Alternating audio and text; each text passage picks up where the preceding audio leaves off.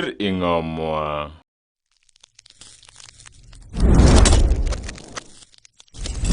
West Nile TV. Miyuder Ingamwa.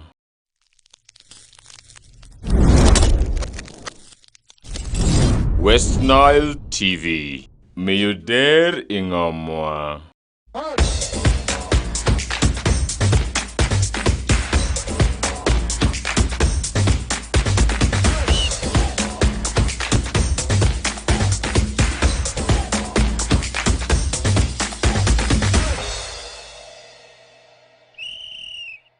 Good afternoon, welcome for the whistle time, and it is live on West Nile TV. This very edition has a lot with, of course, the UEFA Champions League coming back in action. But of course, leaving that there, let's start with the big stories where we are going to be seeing, of course, why West Nile clubs have failed to, of course, adopt to different types of formations in the region. Of course, if you look at the clubs, they have not got much in, of course, tactically. We did talk about this in the previous days right here. My name is Owen, and of course, I am in here with Oscar, the Brazilian. Oscar, most welcome and good afternoon. Well, thank you so much. It's going to be a very interesting discussion to me. I've been looking forward to this, especially looking at the coaches who have been in this game for some time, but they have failed to identify with the formation. You only just look at them, you look at their players, you know it is obvious. It's too predictable. Of course, that's one of the biggest, but of course on our Facebook, you can go like the page, you go to our YouTube, we are streaming live, and for those who are there, you can leave a comment, and on channel 477 on the Start Time decoder, you will be getting us right there. But let's start with this immediately. Now, if you look at different clubs, talk about the clubs that have started before, the ones that are defunct, the ones that have come in, and of course, all the clubs right now are focusing on mostly they use the 4-4-2 formation, and a few coaches who have come in the West Nile. You even see a coach who comes from abroad, let me say outside maybe the region, coming in here, trying to bring in or implementing a new formation, but it doesn't work for him, and he has so much to shift back to the traditional 4-4-2 formation. Why has this come in? Why is it so common in West Nile, including the West Nile coaches who have been in this game for quite a long time?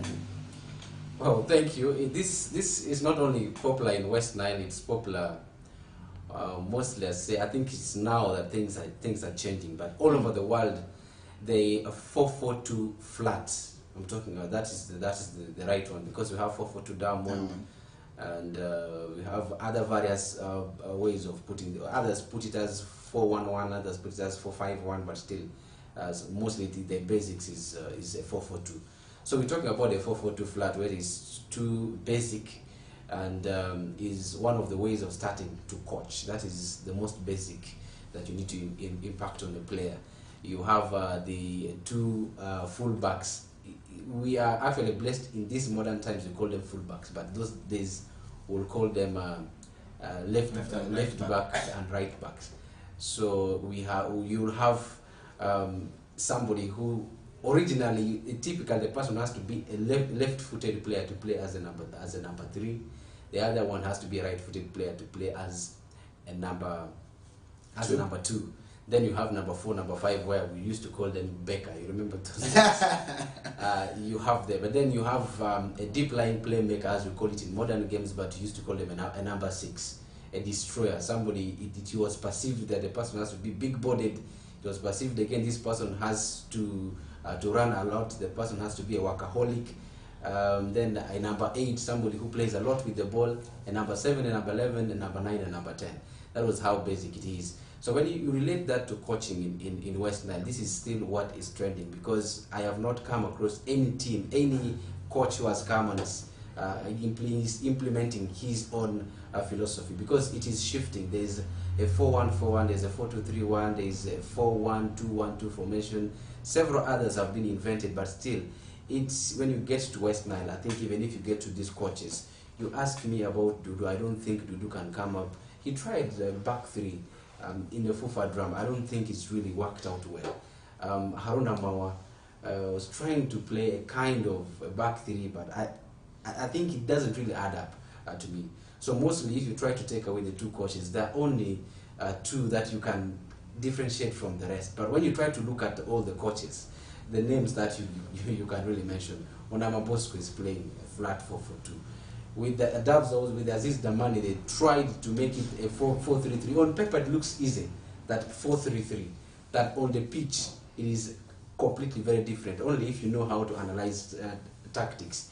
They're always playing a flat 4-4-2. You can name any other coaches. Ahmed Borini as well is strike, but it still doesn't shift away from the 4-4-2. You go to, I know of Jeff in Nebi Central. The basic still doesn't change. It still comes to 4-4-2. So basically, it is because implementing this philosophy comes to one, you as a coach challenging yourself. What do I want? How do I want my players to play? And are these players willing? Sometimes we cannot only relate it to the coaches, the players themselves. There are few players who can adapt to play in some philosophies and style of play. For instance, if you try to implement the back three at Ajono FC, what are you going to get? If you try to implement a back three at Ondoparaka United, what are you going to get? If you try to play a smooth 4-3-3, what are you going to get?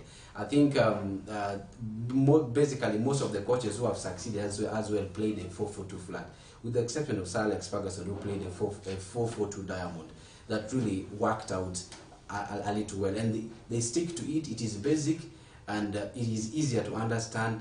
That is why I think it's very common in West Nile. Do you think it's because one thing, people, just like you say, the tactics are not working for them, but how does a 4-4-2 work? Someone would be asking that. How does a 4-4-2 flat work? How does a 4-4-2 diamond work? Maybe those are some of the things, because it will take you that human brilliance of tactics. That's when you learn that this is how it is. Most of the times we go watch the game, but we will fail to identify which formation is being played. We just say, okay, the players are going on well and other things. So, in a brief maybe note, how does the 4-4-2 formation work? In West Nile, you've seen how it is, of course, brought in there. So, very many would want to know.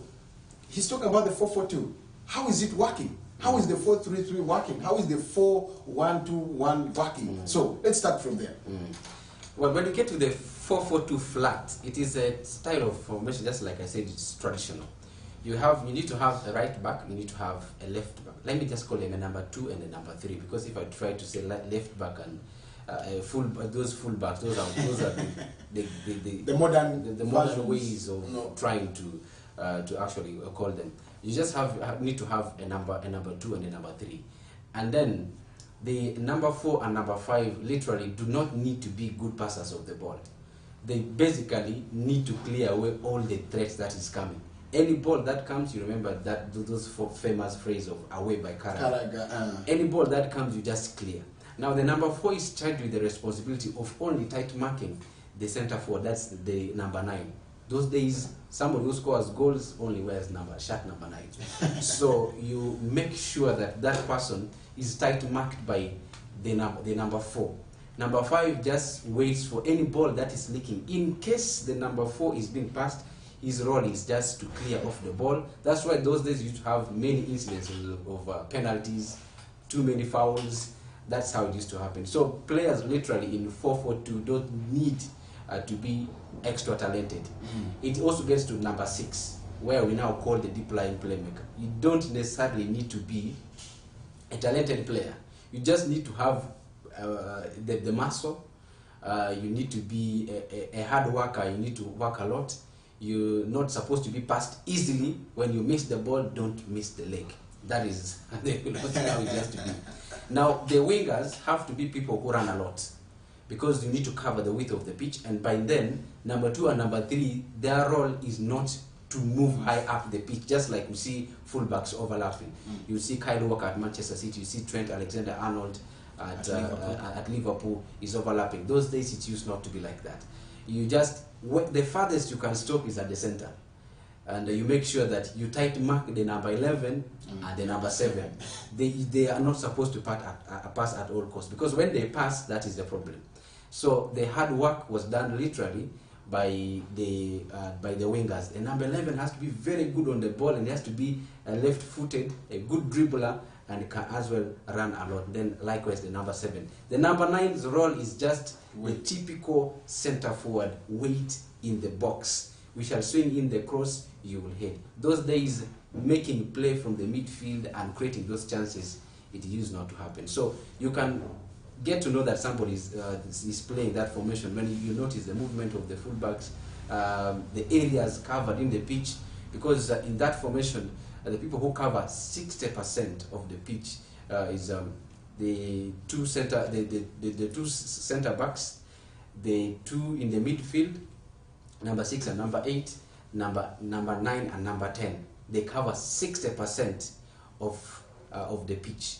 Then 40% is covered by number 7, number 11, then number 12, number 2, and number 3. That's how it is. So basic that you don't need to have very talented players. However, it doesn't mean that we never had talented players. We had very good talented players. And in fact, for that formation to succeed, you need individual brilliance more than the team play, more than playing as a unit. It used to be relying on individuals. You have somebody who is very good dribbler, and that is the person who you are going to rely on to score for you, because you know that at one point when he gets the ball, he's going to score. So you don't only need to rely on the team, but that's shifted. Now it is a team play. You can't tell me there's a player at Manchester City who only wants to play and score himself. Pep Guardiola will not have you in his team. His philosophy is we pass the ball, we play it, you position. Position used not to be what we could so much focus on. So basically the 4-3-3, some people have tried to modernize it a bit, 4-1-4-1. Right now, even the back three, the 3-5-2, doesn't need very talented players. You tell me Victor Moses was talented, but he succeeded at Team Chelsea and Antonio Conte. Okay, a very big one. Still, I want to now come back to this, and it is one of the things that is affecting very big in fact, entire Uganda. If you look here, few coaches have come with such ideas and changed the football style in there. What should be done? What should be done to make sure? Is it because these coaches don't enroll for maybe the current affairs? People feel they are done and they don't need to go back for more learning in there. What should be done to make sure that these new tactics also come into the region and Uganda at large? It all gets to the individual coaches, your level of ambition. What do you want? How do you want your team to play? The team that you're coaching, how do you want them to play? Then if you notice, maybe like me, my best pick, I would pick a 4-2-3-1. That's the most flexible type of formation that it can achieve anything you want. The speed in transition and the speed and the transition in between formations, you can have it. You can in attack, you can be like in a 3-5-2. In defense, you can make it compact. You can be a 4-5-1. You can transit it into a 4-3-3. So to me, the most flexible type of formation is 4-2-3-1. So that is me. If I want it like this, then I need to now start understanding the basics. How does a 4-2-3-1 style of formation operate? And who are these type of players I can get to fit in this type of formation? How much knowledge do I have? And how long is it going to take me? I think those are the basics that somebody needs. And however, it also gets to your locality, where you are.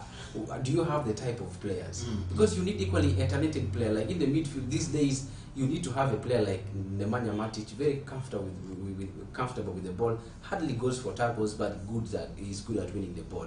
Players like Wilfred Dindi to be for you as a deep lying playmaker. You can get a player like, I used to know that Ibrahim Saddam Juma was a very, very good player. Here in West Nile, I also know Gaddafi Gadino can best fit in that, not as a deep lying playmaker, but a box-to-box midfielder to complement a deep lying playmaker. I can have a player like Choka Julius, who is now with Calvary in the midfield as well. You can have a player like Ibrahim Faisal, and you flank him with the Gaddafi Gadino or Choka Julius, can still work. But still, how many of these players do you have now?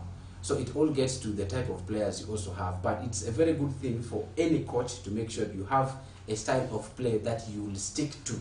Whether you're losing, how many games you still stick to your formation. Once you start shifting away from originally what you have planned, you'll kill everything. You saw how it was very difficult when Arsene Wenger shifted from the 4-4-2 flat. That transition from 4-4-2, 4-3-3 to 4-2-3-1. What did Arsene Wenger do? Did he win the Premier League? So it uses a lot. So it all comes down to the individual players who are willing to learn. If you're not willing to learn, that's why most players succeed in the same. Some others in the same team, they may not succeed. Another coach will come, they will succeed. So it all depends on which style of formation, which style works for which player and for which coach.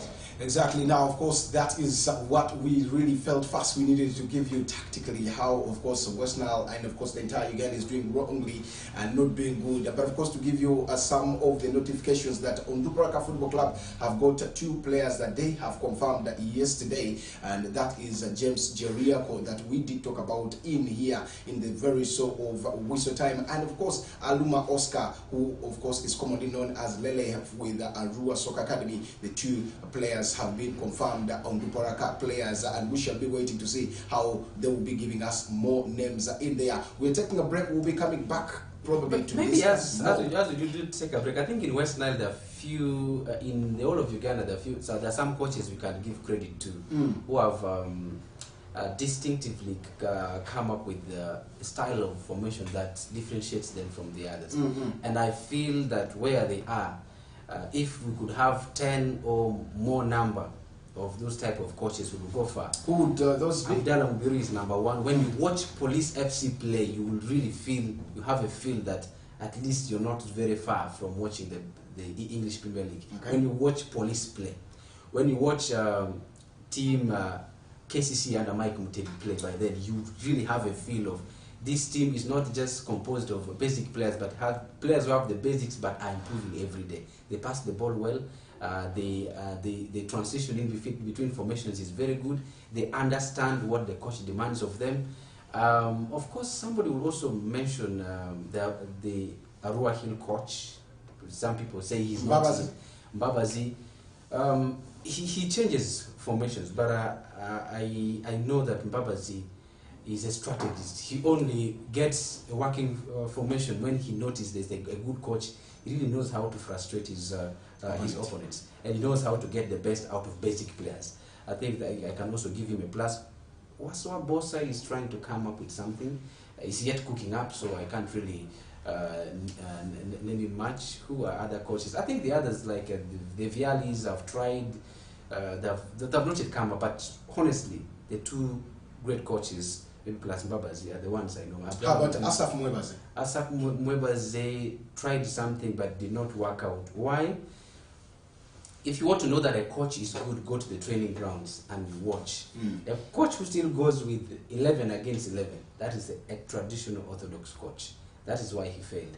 His ways of training, he had all the players, the best crop of players at Onduparaka were under Asaf Mwebaze. But how far did he go? Asaf Mwebaze is not one of the most celebrated, I could say. Could be a strategist, but he's not one of those. Maybe another one could be the last season's coach for Maroons, the one who actually lost and he was previously with Maroons. I remember last season. He also coached Moves. What about Peter Nen? No, leave alone Peter. Peter Nen is equally a good one. I am still rating. So these are Kefa Kisala. What did he do at URI? He was sacked from there because he was with Babazi. Went to Bull. Not so much of with Kefa Kisala, but there's this coach. I don't know. I'm forgetting his name. He used to come if he is to get to a game with Onduparaka. His lineup will come in the night. He doesn't believe in this thing of I hold my lineup till the following day. No. I think he's one of those that I would not fail to actually get on board. But all the same, coaching in Uganda is improving, but we are too slow in West Nile. Before we get off that, of course, you just reminded me of one thing. What about young coaches who are coming up? Who would you give credit to? Because one, I would say Brian Senyundo is doing good. Yeah, Brian Senyundo is trying his best, and he needs to be proven. We don't need to rule out that a coach is not coming up, because we really need to come up with something new. We were supposed to be not having a feel of the likes of Sam Timbe at this time. Those are very old coaches. True. The likes of Leo Adra. These are very old coaches now. There's nothing new they can offer in the game. Like, honestly, with due respect to the teams where they're coaching, honestly, in my opinion, I think in the modern games, such coaches don't succeed. Okay, that's how exactly we want to give you that. But of course, credit to coaches who are doing good and credit to coaches who are trying so much to develop. I want to say it's all on to reading your books and following up a lot of tutorials online. You can always follow and see how you need to develop different styles. The modern football, it will always give you the best. And just like I said, we're taking a break. We're on channel 477 and at the same time on Twitter and YouTube channel. We are streaming live. Leaving your comment right there to make sure that you get back to us, and we'll be checking out the feedback, and we'll also be getting back to you to see that you get the best out of this TV. It's West Nile TV, lighting up the region.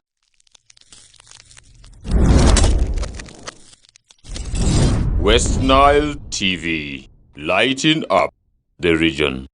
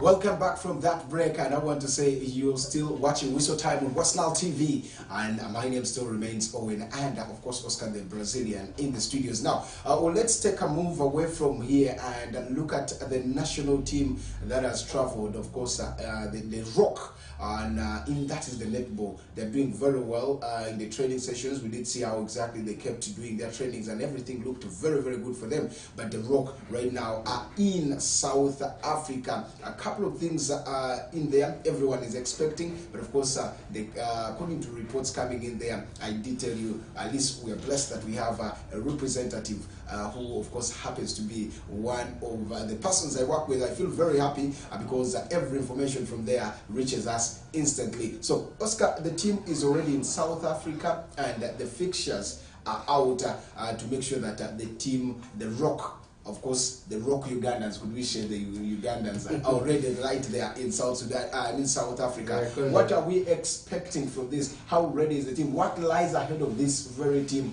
of the Rock? Well, they have already reached South Africa. They've been doing the trainings. The Rock is, for starters, is the nickname for the male national netball team, because we are having a competition in Pretoria, South Africa, that is competed in by male, because netball has been so much associated with the ladies. But in this one, they are playing. They have already switched to South Africa. The opening ceremony is going to be today, and they will kickstart their campaign. But still, I think one of the other things that has been raised was, within a short time, these boys were assembled and they have to go. What is the guarantee? Is there any other? Can they take us further? Can they actually win something for this country? Well, I think when it gets to managing crisis, Uganda has always won a medal for me, a gold medal. Always, they know how to do things within a short period of time. Though the results may not be convincing, but again, I love the organization that they came with this time. Even when it was at a short notice, when the new president just took over, they still said it is very, very good that we really need to have this tournament. But I am glad that the boys are already there. And of course, the fixture that I have shows that Uganda will kickstart with the host, that is South Africa. Very interesting, and we'll be keeping close tabs. But however, the pick for me is, can Uganda really do it even when they just had with the time for preparation wasn't enough? Because they always say when you want to be the best, you have to be the best. Yeah. We all know that South Africa is a team that has one of the best facilities, a country that invests a lot in sports, and that is where the challenge would be that Uganda is not so much well facilitated, but still, can they actually be the team that is going to upset South Africa? That is one thing that we're actually looking at. Now, of course, a very big one. The preparations were not very enough, and I had a discussion sometime back with one of the people in the team. I was like, how exactly is the team going to, how will they manage this? And of course, our issues of funding here and there, because we have seen crisis, we have seen a lot of drama with the different sports activities that have come in there. And this time round, just like you said, the facilitation bit is one thing that we should be talking about right now. Being in, of course, the media team, how exactly is the team prepared with issues of arrears, with issues of logistics issues, let's say? How do you think, is the team really, have they got any support from the different, let's say from maybe National Council of Sports, from the Federation, to see that this is to take them for all this while? Well, they got, their budget was 35 billion, not just for the tournament, I think to revive netball in the country. Remember, the roadmap was to have a league that will start from the grassroots. We've always been having a national netball league that's only focused in Central, and in this plan is to have it from the grassroots, which would be a good thing for me, for talent identification, for equity and balance, and giving opportunity for the youths to develop is a good thing. But though the money wasn't got all that, but I've not heard anywhere the alarm has not been raised, like just like the ones that you see Uganda Cranes, you see the guys of FUBA, where Rwanda had to come and pay the hotel bills. General had to come in to give 188 million. I mean, I think this time around we have not had that so much, but still, you never know, anything can still happen. They have not secured all the funding that they needed, and just like in any other sector, we will always have those challenges coming. But my prayer is that we look forward to, if they don't perform, then that will be where they should start from. Take everything positively, come back home in case things doesn't work out, because the more you fail, the more it will inspire you to go and win next time. Let's talk about the, someone did send me a message asking about how exactly has these people, because we have not been seeing the netball or the rock, the boys play. Where did they get these boys? Well, most of these boys were got in with institutions like KIU, institutions like KU, institutions like UCU, institutions like police, Maroons. You know, they invest a lot in sports. So most of these boys were got from these institutions. Unfortunately, we don't have institutions here that are investing deeply in sports. I expected Moody University to have had a variety of sporting activities, netball for both for men and for boys and for guys. We should be having baseball, softball, should be even having cricket, should be even having woodball. I expected them. And of course, we also have branches of Bugema, we also have branches of UCU. I expected within West Nile, those institutions were supposed to be forming up. And of course, it comes to, is there any organized entity that is coming to invest and trying to organize a league for these institutions? I think right now that's what is lacking. Maybe it could be a very good idea for an investor like you to look into that. Write a proposal and see how you can get money. But all the same, I think that's where those boys were got from. Okay, now of course it lies ahead of us to see that we get a very big one in West Nile. We're still very behind in there. What could be done? Because we have few universities in West Nile. If this is the criteria maybe of getting this, what is that West Nile people can do to make sure that they are also part of the rocks in netball? Because we have seen Peace Proscovia, in that is at least the national team with the She Cranes. What about now that the boys category has come out in there? What should be done? Because we have limited universities, apart from maybe University and Bugema. Well, UCU. We may not only look at universities for now. I think we should look at institutions of learning. Our Comprehensive School of Nursing, we have Kuluva, we have institutions like NTC. We also have those ones that deal with the agriculture. We also have others that deal with catering. We have the NIMSAs. We have several of them. This is where the investment should go in. Unfortunately for us in West Nile, nurturing of talent and identification has always started from primary and stops there. It gets to post-primary and stops there. So I think there's still a big job for us to do in West Nile. Don't you think it's one of the biggest things that the team now that under the new president, I'm talking about Chitio Babili, needs to come down and of course educate at the same time, or sensitize people about this on different platforms, or reach down to these institutions to make sure that they start this, because they may not be aware. They may think maybe when we start this, there's nothing much these people will get and it's a wastage of time. I remember when she came around, she committed herself that she will have to bring netball to the grassroots. And that's why that budget of 35 million came about, because it caters for almost everything. But when we get to this, I don't think we should only limit ourselves to netball. I think all the institutions, even cricket, is not so common, but isn't there a goodwill to have this develop from grassroots? If you also talk of volleyball, we don't have a reliable volleyball league, even within West Nile, even basketball. But yet we have these talents here. So I think it's all for all sporting activities that they should be looking, even the government should be looking at investing. Because not every one of us succeed through sports, through education. There could be somebody out there who is very talented, but not gifted academically. That's why we have Ministry of Education and Sports. We are gifted differently.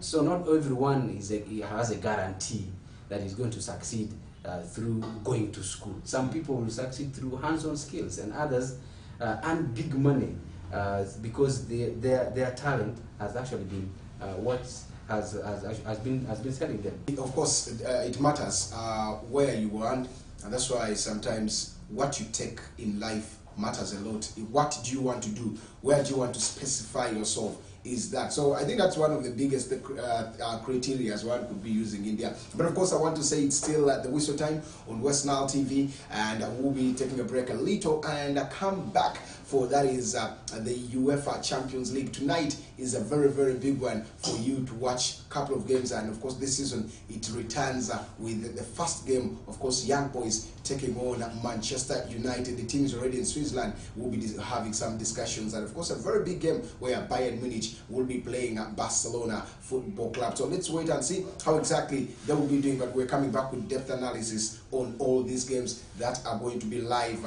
today in the UEFA Champions League. Stay hooked, don't touch that dial.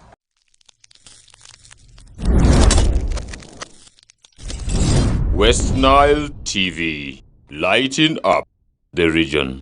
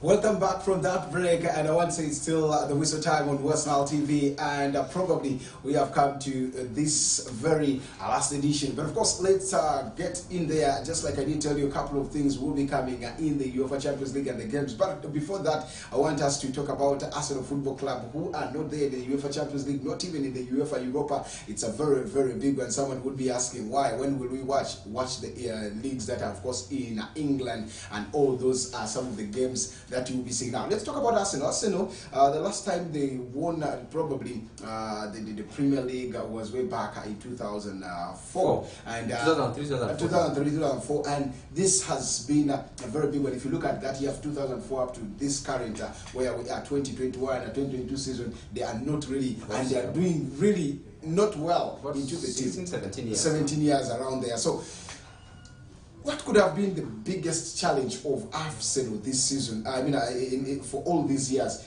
Someone, I was watching some clips, others attributed it to ever since they started, they left Highbury to the new stadium that they got in there, which of course took them a lot in there. And if you look at the investment, they have not want to pay or get players of bigger amount of money, even players who earn bigger amount of monies in their team. So could that be one of the problems that have caused Arsenal's failure to win the EPL for around 16 to 17 years? Well, there are several factors that has led to Arsenal not winning the league. I think with due respect to Arsenal fans, Arsene Wenger has been the most successful manager in the history of Arsenal. But again, he has been a manager who created a lot of issues at Arsenal. The issues start from leaving Highbury to Emirates Stadium. That was the beginning of the downfall for both Arsene Wenger and also Arsenal. The other reason is the takeover from the Stan Kroenkes. They took over, they looked at Arsenal as a business, but not as a club that needed continuity, and that the reward for every club at least is to win. And then, of course, some others also shift to Arsene Wenger himself, how he decided to start dismantling the invincible team. Within 2 years, they were almost not there. But let's start from how the construction of Emirates Stadium affected Arsenal, and up to date, they are struggling. And they are now a team that only competes to be in the top 4, but not a team that competes to win. That, I should say, with some percentage, could be around 60% contributed by the shift from Highbury to Emirates Stadium.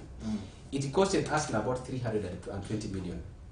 And remember that those monies were not got cash. So when Arsenal won the Premier League between 2003 and 2004 season, and of course the previous season, 2002-2003, they had lost it narrowly when they lost to Leeds United, courtesy of Mark Viduka's goal. They gifted it to Manchester United. And then in the following season, Arsene Wenger and his team won the Premier League. That was at Tottenham Hotspur. I remember the last game they played when they started celebrating was a game against Tottenham Hotspur. That's when they were declared champions, but they carried on because they wanted to be unbeaten. So if you look at that team, when Arsene Wenger started assembling his team, when he came in 1996, he started assembling his team. Of course, the likes of Van Bronckhorst were leaving, but you find at least Arsene Wenger is having in his mind, who am I going to bring? That's when he started having plans to have the likes of Ashley Cole in his team, plans to have the likes of Lauren Meyer in his team. When the Emmanuel Petit and the team, there was always plans to bring the likes of Gilberto Silva, of course, to continue with the team. There were the likes of Tony Adams. There were plans to have the likes of Sol Campbell to come into the team, the likes of Lauren Meyer, the likes of, apart from Lauren Meyer, the likes of Kolo Toure in the team. But still, when Arsenal won the league, immediately there was that plan the Kroenkes now needed. Why they built Emirates Stadium is because they knew Arsenal had already become a competitive team. But the issue why they wanted to build Emirates Stadium is because they wanted a bigger capacity to make more money. That's now the Stan Kroenkes. It reached a point as accessing Emirates Stadium, I think it was the most expensive in English football. It was the most expensive. Still, people would go in large numbers. So the Stan Kroenkes knew, if we increase the capacity of the stadium, we are going to make a lot of money. Now, to them, because they don't have the passion for football, for them they look at the business aspect. What happened was that even right now, I think the only owner of a club, the owners who actually are passionate and go to attend games, I know of Roman Abramovich. He will not fail to go and watch Chelsea's game. When was the last time you saw Stan Kroenke consistently watching Arsenal's games? So this problem started from there. Arsenal spent a lot of money. So the question could come, how did this money affect Arsenal on the pitch? Now, the Stan Kroenke has now told Arsene Wenger, you will not going to be having funding. You need to sell before you buy. Now, Arsene Wenger started looking at the immediate, what can I do within this? 2 years after, one of the best players, in fact, the unsung hero at Arsenal, Dennis Bergkamp, retired. Now you're looking at who is going to come to replace Dennis Bergkamp. But remember, Chelsea has signed Jose Mourinho. And Jose Mourinho is told Abramovich, I don't want Ronaldinho, I want Didier Drogba. They go in to bring Didier Drogba. I want Ian Robben. I want Mikel Obi, the snatchy from Manchester United. I want Michael Essien. So Chelsea is rebuilding their team. Arsenal is losing prominent players. Manchester United is regrouping. They're bringing the likes of Dimitar Berbatov. They're bringing the likes of Diego Forlan. Failed to impress. They're sending them away. But Arsenal is sending their senior players away. You have the likes of Patrick Vieira left. Team Arsenal went to Juventus. Who was the immediate replacement for Patrick Vieira in that team? The immediate replacement was not Cesc Fabregas, but Abu Dhabi. So tell me the comparison between Abu Dhabi and Patrick Vieira. So that was the beginning of the fall. Ray Parlour left Arsenal to join Middlesbrough. Sol Campbell left Arsenal. Who was the immediate replacement? You look at Johan Joru and Felipe Senderos. Now you see where it is shifting. Thierry Henry left Arsenal to join Barcelona. Who is coming in? Emmanuel Adebayor. Not so bad. You are bringing in from Dynamo Zagreb, Eduardo da Silva is coming in the team. So Arsenal started losing their invincible within 2 years, but Manchester United is adding on 2 players on the same players that they have. The Gary Nevilles are not leaving, the Phil Nevilles are not leaving, only for them to leave later. But still, the problem for Arsenal was created. But when they spent a lot of money to build Emirates, the Arsene Wenger was forced to let go of players so that he can bring in new ones. So there were no senior players. Arsenal have been losing because they could not keep a winning team together. 16, 17 years down the road, don't you think Arsenal has already got the money that they needed? No, or they spent? Right now, on the Emirates Stadium, I think they have completed all that. But again, now over time, it has affected them. That as Arsenal is trying to come to compete, there's really, the level of competition has already gone higher. Liverpool is now a team good enough to win. Chelsea consistently is challenging for titles. Manchester United is challenging for titles.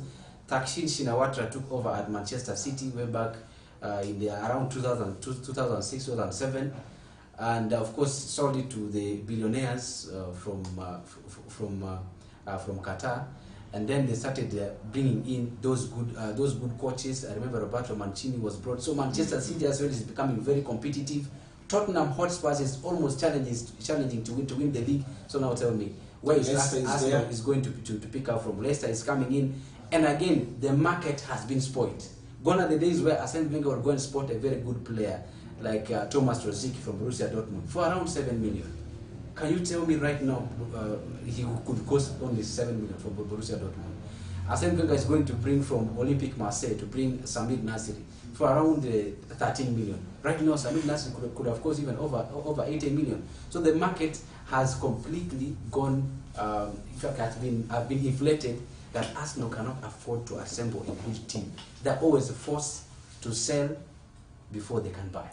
The Kroenke needs to style up once again, probably, you could say, for the Arsenal fans, because I've seen them put notice that Arsenal, the Kroenke family needs to get off in there, and everybody is talking about what exactly they need to do. Who is that, of course, billionaire who again is going to take on Arsenal Football Club this season? And maybe this season. Maybe. But on the same, I think the other thing that has really affected Arsenal, even I think they came close to winning the Premier League.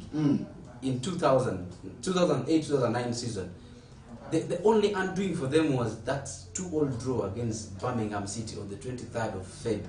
Yes. 2009. Courtesy of, that was the day Theo Walcott scored his first goal. Luckily, he scored a brace. McFadden scored a brace. So Arsenal needed that win so much, and they gave it. They actually lost that game. Now, the pinpointing factor for me is that the urge for Arsene Wenger to start to wanting to build the team around Cesc Fabregas. Yeah. When Cesc Fabregas came from Barcelona, the way he was playing, the way he carried the team, the way his passing ability, his way of controlling the game, I think gave Arsene Wenger to think that I need to build my team around Cesc Fabregas. But building that team did not work because today he's bringing Samir Nasri. Tomorrow he's thinking of making money out of Samir Nasri. He has brought in Edmond Adebayo. He wants to sell him to Manchester City because Manchester City has the money and Arsenal needs the money. So when he brought Cesc Fabregas came on board, I think he's one of the best players Arsene Wenger actually spotted. Samir, and that is what made Arsene Wenger to shift from 4-4-2 flat to 4-3-3. Because now he let Lauren Meyer leave to Portsmouth, brought in Emmanuel Eboué, which was a perfect fit for me. Let go of Ashley Cole from Chelsea to Chelsea, brought in William Gallas, which was a good deal for me. And again, he promoted Gael Clichy in that place. William Gallas shifted in central defense with Kolo Toure. In the midfield, instead of retaining Matthew Flamini, lets him leave to AC Milan. Of course, was thinking of promoting Alexander Song alongside Cesc Fabregas, something that he's trying to work. And again, you find Alexander Leb comes into Team Arsenal. He's making his mark because he was a perfect replacement for Freddie Ljungberg. You're letting him leave to Barcelona, though it was him who was trying to push for the move. You let go of Robert Pires, but you bring a very good replacement in Thomas Rosicky. But on the other side, you don't start using Thomas Rosicky. In fact, if he was misusing Thomas Rosicky, he's naturally a wide player, but you want to force him in the midfield. Now you have Emmanuel Adebayo and Van Persie. Before you could even have that team consistently, you let Emmanuel Adebayo leave to Manchester City. Now you have a reliable player in Robin Van Persie. Manchester United comes calling because now they're seeing the level of ambition of Arsenal is not there. What am I going to show after I leave Arsenal? Nothing. I want to win the Premier League. Everyone wants to go and win. They had been very loyal to Team Arsenal. They couldn't do that. So building the team around of Cesc Fabregas was a good thing for Arsenal. But the urge to make money was one of the major undoings for Arsenal because Arsene Wenger didn't want to, but the board said at the end of the day, we are extracting our trial balance. We need to have a profit and loss account so that we can have a very good balance sheet. That is one of the things that really did work out well for us. Now, of course, a very big one. It will take a little bit of time to see that you get yourself a player or a coach. And, of course, Arsenal, you just talked about Arsenal's Arsene Wenger's move away. That has costed. You're seeing different coaches coming in there. Do we see maybe Arsenal getting a coach like the man Arsene Wenger in the near future to come to make sure that he can adopt to the tradition of Arsenal? Because we thought of Mikel Arteta, but things are not working well for him. I think one of the things that Arsenal needed to do, they needed to mentor somebody within the system.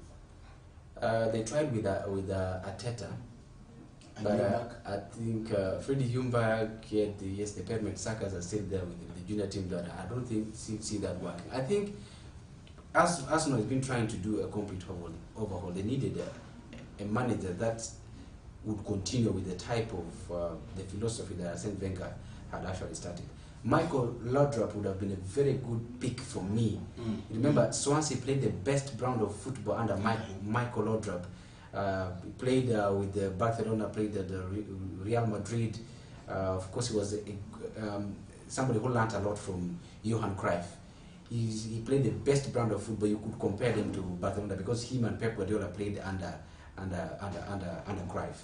Could have been a best pick for me, so that they enable the continuity of team Arsenal. But to say if anybody can come right now, I don't think you can have somebody like Arsene Wenger, because he was different in his own class. But maybe you can have somebody better than Arsene Wenger to me. But the underlying factor for me is that at Team Arsenal there has been a lot of laxity caused by Arsene Wenger, because to him he was given all the time to do whatever he wanted. Who would actually know that Arsene Wenger came from a league in Japan? He was from Japanese league. By the time he came, even Sir Alex Ferguson said, "I don't know whether he understands our league so well, but he's welcome to the Premier League." But he made his mark because he knew what he wanted. So for right now, for Arsenal to get back to the Invincibles team, I think Arsenal needed a complete takeover from somebody who's going to invest, like Roman Abramovich, and they need to have a kind of overhaul that Manchester City did. They trusted Pep Guardiola, they gave him the money, and they fund him in every transfer. That's why Manchester City is a strong team. The same thing happened at Liverpool, the same thing at Chelsea. So if Arsenal is to succeed, irrespective of which manager they're going to bring, they need to start spending. And that's how exactly we want to say we ended with Arsenal saga right there. Of course, they will need a lot to make sure that they bounce back on the limelight. And now the UEFA Champions League comes right today, and we are just going to be giving you some of the updates of the games that are going to be right there, including Chelsea against Zenit St. Petersburg will be at 10, and you have, of course, Malmo taking on Juventus. That's another game. Lille takes on Wolfsburg, and you also have Sevilla taking on Salzburg, and Villarreal takes on Atletico Madrid.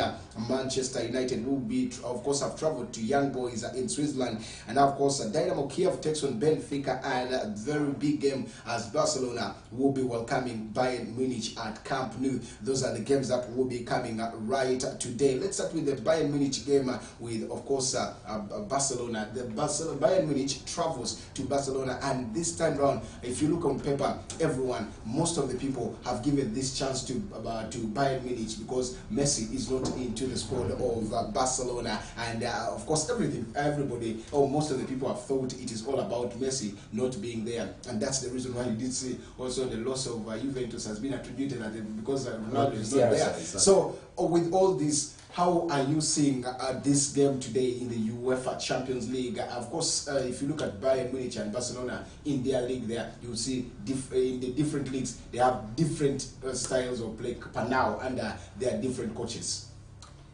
Well, two managers with two different with the coaches who have actually taken over from the previous coaches. I know RB Leipzig has gotten the services of a Julian Nagelsmann, who actually was with the RB Leipzig, and he has crossed over to Bayern Munich. I think one of the youngest coaches on in the world, and taking over one of the big clubs in the world. And on the other side, Barcelona decided to go for their own their OB, that is Ronald Koeman. But the key point for me, I think people should start looking at clubs beyond individual players. You can't just look at Barcelona and you look at Messi, but the players who have been there and who have fared well, and they left. Ronaldo da Lima was at Barcelona. Very few people only identify him with Real Madrid. He was at Barcelona before he crossed over to Real Madrid. Luis Figo was at Barcelona before. That was, I think, one of the most hurting moves that actually happened, opposed to the one of Van Persie from Manchester United to Arsenal to United. It was Luis Figo from Real Madrid, from Barcelona to Real Madrid. Rivaldo was once in that team. And of course, Pep Guardiola, one of the best playmakers, was in that team. Michael Laudrup was. So the legends who were in that team. So people should start looking at the team where they are. However, if you bring it now, I think players like Dest are not so badly off. They're good players. You look at the likes of Jordi Alba, they're still good players in that team. Also, I know Sergio Busquets is still in that team, and of course the husband of Shakira, Hernan Piqué, is still in that team. Of course, Memphis Depay has also come in. There are people like Frankie De Jong that's still in that team. Sadio Kun Aguero is still in that team. I think this team is not so badly off for me. At Bayern Munich, you still have the likes of course, I know Jerome Boateng left. I don't know why Real Madrid went for him. Even Alaba. Alaba actually is the one that went to Real Madrid. But I think in that team that they're still very good players. If you look at the youngsters, Adeyemi is in that team. You look at the likes of Sak Gnabry is in that team. Leroy Sané is in that very team. And pick for me, I think it's going to be a tight contest, but the battle to me is going to be in the tactics that are going to be employed by the manager. Julian Nagelsmann is flexible, but I fancy that in a game like this, he'd want to have much more control of the ball, knowing that he's going to play against a team that has always had a tradition of retaining possession and always enjoying much more of the possession and playing nice brand of football. And I fancy he might go with the back three, of course playing a 3-4-3. That's one of the most flexible for him that he has always been using. Meanwhile, I think it's a very big challenge for Ronald Koeman to try and prove whether he's that coach that can actually take Barcelona far beyond the legacy left by Messi. Other players, including Memphis Depay, this is their time to try and prove something. I will not easily say Barcelona is going to win or lose, or Bayern is going to have an added advantage. But these teams has always had a history, and I can bet that it's upon that history that's where this game is going to be judged. Thank you so much. If you look at all this, it is one of the biggest game of the night today in the UEFA night. Of course, all the UEFA Champions League night. But of course, everyone still keep calling. Yesterday, you did see Manchester United confirming their squad that has traveled. All the team that played against Newcastle United is going and added in the likes of Elanga and one of the goalkeeper by the names of Kava, who has been also added into that team. Now, the rest are not going to be there. Talk about Antonio Martial. Talk about the likes of Rashford, who are still out. Scott McTominay is out, and of course more of those other names, the Jones, who are not there. Cristiano Ronaldo will be playing for Manchester United once again in his return at Old Trafford. But of course, he is going in for the Champions League. How does that feel for a player like Cristiano Ronaldo still in the Champions League? It will be a very good feel for him. Remember, with the Juventus, part of the reasons why he was signed from Real Madrid to Juventus, because Juventus had for long actually they want to conquer Europe. They had conquered Italy, but they wanted to conquer Europe, and you needed a player, a reliable centre forward, a reliable player who would score for you week in, week out, and in big stages who always deliver, and that's why they went for Cristiano Ronaldo. Unfortunately, they didn't achieve it last season. It didn't work out well for them, and they have always been losing. Juventus, they had always been losing. They lost to Barcelona in the finals. They lost to Real Madrid in the finals, which wasn't a very, very good thing for them. But again, for Cristiano Ronaldo, he knows that now again he needs to. Remember, he said he's not on a vacation. He wants to prove himself, and I think this is it starts from this game. Now playing a game, they're playing young boys. Young boys. Someone would say he would run riot, but I fancy he will have a good game. I will not want to overrate. Okay, that's what we had for you for today. The Champions League will be right there for you, and you will, of course, catch up with that. But before we get to this, maybe your parting words to the viewers. Well, thank you so much. Keep it West Nile TV, and for them, check him Tikaneno, Awiso Time, and Bedukade Mokelu, Lem Tugu, Obinen Kendo. On Star Times channel 477, that's where you catch us live, and of course the Twitter, Facebook, and YouTube. We are streaming live. Leaving your comment right there so that you don't miss any. And of course, just tap on the bell. You will get all the notifications on the YouTube channel and on our Facebook. Like it, and for that is for the Twitter, just follow at Wasnal TV. Stay right there and waiting, of course, calmly for the next program that is coming up next.